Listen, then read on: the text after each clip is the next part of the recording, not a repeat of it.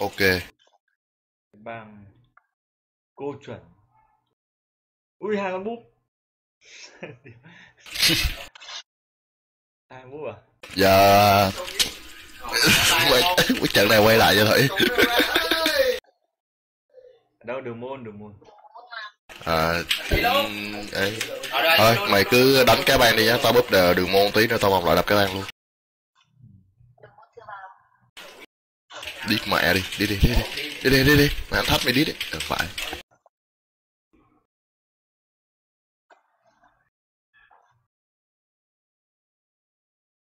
Vậy mà không lên được 59% hóa kình. Ui. 8,86%. Cái thằng này vô 58,91.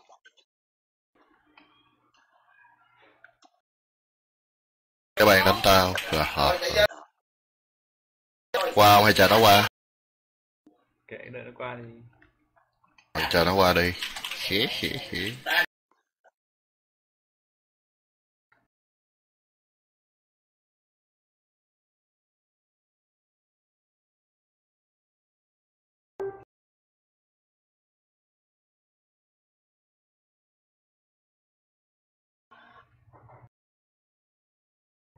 Mày đứng lùi xuống tí, nó lại nhìn mày.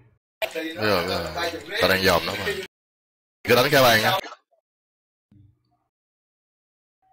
Mày xuống.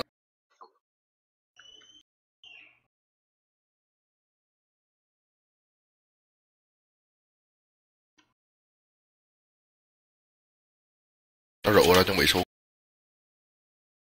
Ê,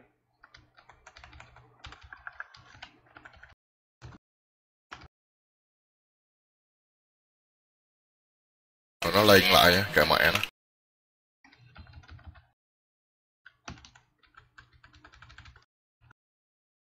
Đường môn nó tập trung rồi nhá, có vô thanh rồi nhá. ừ.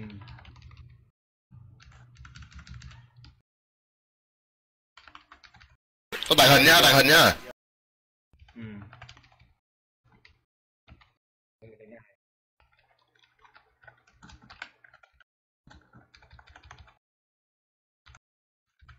Rồi ba thằng này đủ cổ nha.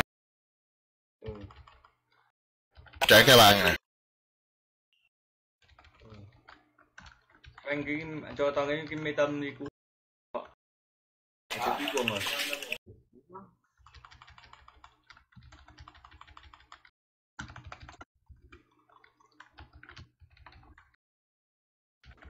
Này định lên búp này. Vậy.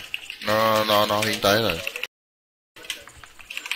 Búp này thiên điệp trễ này đi con mẹ mày cũng chết trong hiến tế luôn cho tao.